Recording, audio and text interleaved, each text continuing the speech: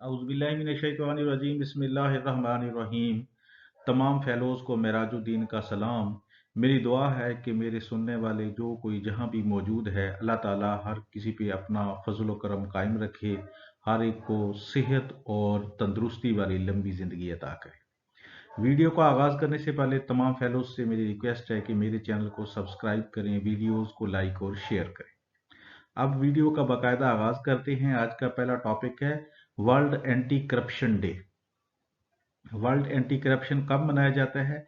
ये 9 दिसंबर को हर साल वर्ल्ड एंटी करप्शन डे मनाया जाता है। 31 अक्टूबर 2003 को UN general assembly adopted the United Nations convention against corruption, यानी 31 अक्टूबर 2003 को यूनाइटेड नेशन की जो जनरल असेंबली है उन्होंने यूनाइटेड नेशन का जो कन्वेंशन है करप्शन के खिलाफ उसको अडॉप्ट किया और ये नाफिज हुआ दिसंबर 2005 में। अभी 2022 यानी आज 9 दिसंबर है, तो आज जो वर्ल्ड एंटी करप्शन डे मनाया गया है उसका थीम था uniting the world against corruption.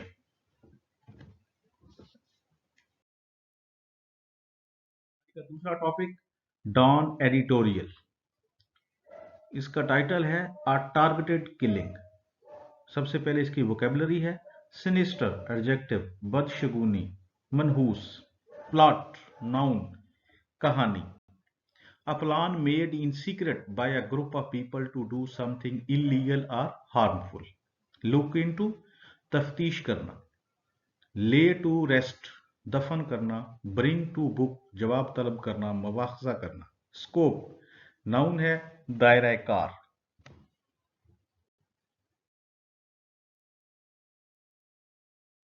Painstaking, adjective, फर्ज शनास, मेहनती। Glean, वर्ब, बचा खुचा इकट्ठा करना।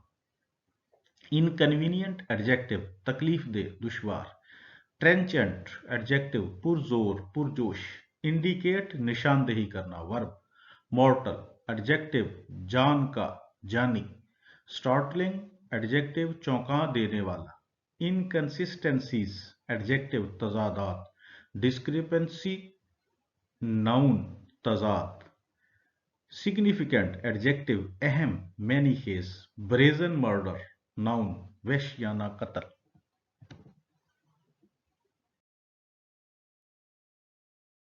अब इसकी रीडिंग करते हैं। A targeted killing. If there were any doubts about a sinister transnational plot to kill journalist Arshad Sharif, कहता अगर शकूक व शुबहात थे कि एक मनहूस किस्म का सिनिस्टर होता है, मनहूस, ट्रांसनेशनल यानी बैनुल अकवामी, जो कौमों के दरमियान हो, कोई प्लॉट के कोई साजिश की गई है टू किल जर्नलिस्ट अरशद शरीफ को किल करने के हवाले से, the 592 page report submitted on Wednesday, 592 सफहात की रिपोर्ट जो बुध वाले दिन पेश की गई टू अ 5 जज supreme court bench, supreme court के 5 जजों के बेंच के सामने, बाय द इन्वेस्टिगेशन टीम ने, लुकिंग इनटू द मर्डर, जो कि उस मर्डर की, उस कत्ल की तफ्तीश कर रही है, should have led them to rest, ऐसे जो जो भी शकूक व शुबहात हैं उनको उन्होंने दफन कर दिया है। अब क्या चीज सामने आई है रिपोर्ट के बाद? The task now is to uncover those who ordered, जिन्होंने ऑर्डर किया है उनको टास्क अब ये है कि उनको अनकवर किया जाए, उनको बेनकाब किया जाए। व्हाट द टू इन्वेस्टिगेटर्स, जो दो तहकीककारों ने, तफ्तीशकारों ने, सीनियर ऑफिशियल्स, वो कौन कौन है? Senior officials from IB and FIA, तहकीककार जो दो थे, जो इन्वेस्टिगेटर दो थे, उनमें एक सीनियर ऑफिशियल है आईबी का और दूसरा एफआईए का। कंक्लूडेड, जो इन्होंने कंक्लूड किया, नतीजा निकाला है, was a planned targeted assassination, वो एक प्लान्ड और टारगेटेड कत्ल था। And bring them to book, और उनका मुवाखजा किया जाए, उनसे जवाब तलब किया जाए, यानी जिन लोगों ने ये काम किया है उनको नंगा करके कटहरे में, दूसरे लफ्जों में कह लें कि कटहरे में लाया जाए, उनका मुवाखजा किया जाए। अब टास्क असल में ये है, क्योंकि कंक्लूजन तो उन्होंने निकाल दिया है, जो सीनियर ऑफिशियल्स थे आईबी और एफआईए की। अकॉर्डिंग टू द रिपोर्ट के मुताबिक the involvement of characters in Kenya, Dubai and Pakistan can not be ruled out. Rule out का मतलब होता है नजरअंदाज करना। यानी रिपोर्ट के मुताबिक कुछ किरदार कीनिया में, कुछ दुबई में और कुछ पाकिस्तान में हैं, इनको नजरअंदाज नहीं किया जा सकता। The scope of the investigation is vast. Scope दायराकार, वास्ट वसी। यानी ये जो इन्वेस्टिगेशन है इसका दायराकार बहुत वसी है। And it will require painstaking work. Painstaking ना फर्शनास, मेहनती, जो काम लगन से करे। That builds upon the wealth of information gleaned thus far. ग्लीन्ड यानी जो इकट्ठी की, बचा कुचा बाल इकट्ठा करना, ग्लीन। यानी ये जो इन्वेस्टिगेशन है इसका स्कोप बहुत वसी है, और इस इसके लिए किस चीज की जरूरत है, को लगन के साथ काम करने की जरूरत है। और ये that builds upon the wealth of information gleaned thus far. और वो जो मेहनत है वो क्योंकि किस चीज पे की करनी चाहिए, जो इंफॉर्मेशन आज तक इकट्ठी की जा चुकी है। Any and who knows what inconvenient truths it could unmask. कौन जानता है, हु नोज, कौन जानता है कि वो जो inconvenient truths it could unmask. Unmask में ना बेनकाब करना, नंगा करना, कि ये नहीं, जो एफर्ट की जाएगी इन्वेस्टिगेशन में, ये कितने जो है तकलीफ दे जो हकायक हैं उनको अनकवर करेगी, उनको बेनकाब कर सकती है। Mister Sharif trenchant analysis of political development in the last few months of his life may have earned him some powerful enemies. Mister Sharif ने ट्रेंचेंट यानी पुरजोश, पुरजोर, उन्होंने जो पुरजोर या पुरजोश एनालिसिस पॉलिटिकल डेवलपमेंट के हवाले से जो एनालिसिस किए थे अपनी जिंदगी के आखिरी महीनों में, उससे उन्होंने बहुत सारे अपने खिलाफ क्या कर लिए थे, अपने बहुत सारे पावरफुल दुश्मन बना लिए।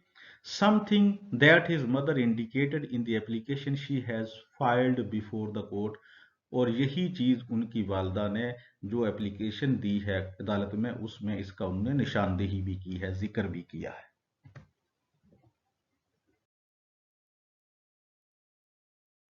If the well-known anchor was silenced on account of the views he expressed, अगर एक वेल नोन, बड़ा शोहरत याफ्ता सहाफी को, एंकर को खामोश कर दिया जाता है उसके व्यूज की वजह से जो उसने बयान किए, it signals a new law for the environment in which the media works in Pakistan.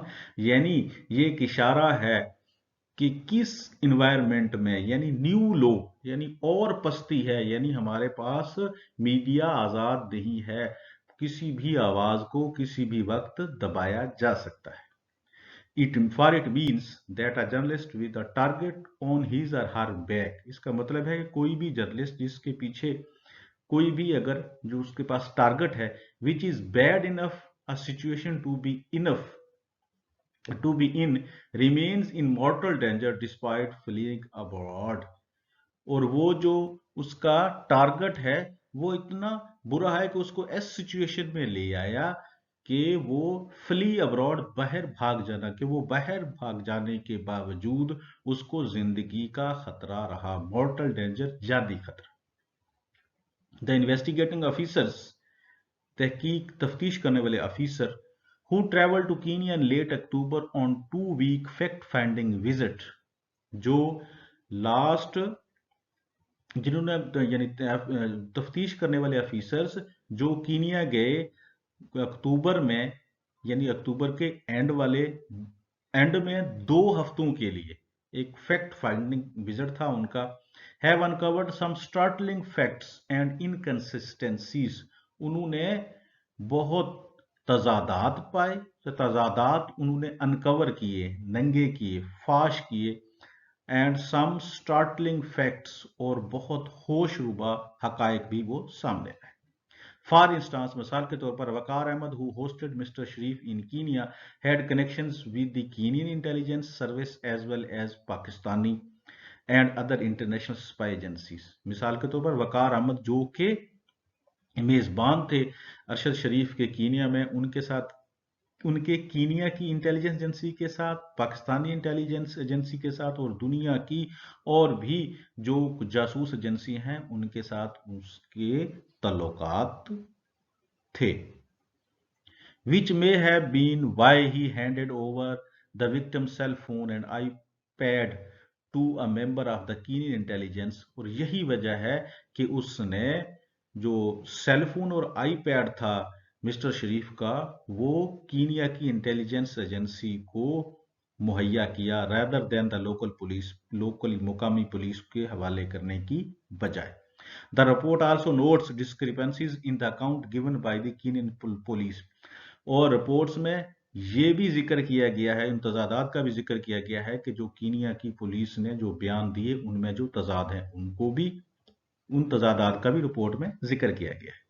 Who claimed to have fired upon the vehicle in which the journalist was traveling। जो उन्होंने क्लेम किया था कि वो व्हीकल जिसमें मिस्टर शरीफ या journalist travel कर रहा था उन्होंने उस पर फायर किया है, इस बयान में भी उनके तजाद है।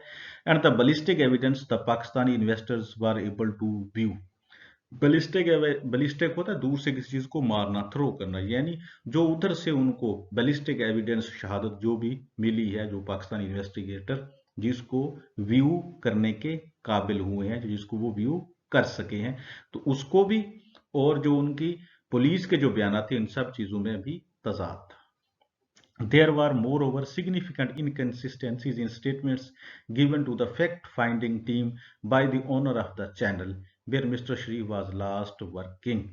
और जो चैनल जिसमें आखिरी जब उनकी डेथ हुई है, उनका कत्ल हुआ है मिस्टर शरीफ का, जिस चैनल में वो काम कर रहे थे, उनके ओनर का जो बयान था, उन्होंने भी जो स्टेटमेंट्स फैक्ट फाइंडिंग टीम को दिए उसमें भी तजाद, बहुत अहम मैनी खेज तजाद थे। In short, there is much that the special GIT constituted by the government on Supreme Court's directives can build upon। यानी बहुत कुछ मवाद है जो कि स्पेशल जीआईटी गवर्नमेंट ने बनाई है सुप्रीम कोर्ट के हुक्म पे, जिस पे उसको, यानी बहुत सा मवाद है जिस पे इस जीआईटी को काम करना है। This heinous crime must be solve. इस हीनियस यानी बहुत सख्त शदीद जुर्म को लाजमी हल होना चाहिए। Neither the court not journalist bodies both Pakistani international must allow the brazen murder, पेशियाना कत्ल of yet another media person to go unpunished। ना ही अदालत और ना ही जो सहाफ़ी हैं इनकी बॉडीज, बोथ पाकिस्तानी और इंटरनेशनल, जो भी हों, पाकिस्तानी सहाफ़ी हों या इंटरनेशनल हों, इनको, सहाफ़ियों को और अदालत को अलाउ नहीं करना चाहिए कि ये जो वहशियाना कत्ल एक मीडिया पर्सन का हुआ है, इसके कातिल जो हैं अनपनिश्ड जाएं, उनको सजा से बच जाएं, ऐसा इजाज़त नहीं देनी चाहिए। Thank you. Allah Hafiz.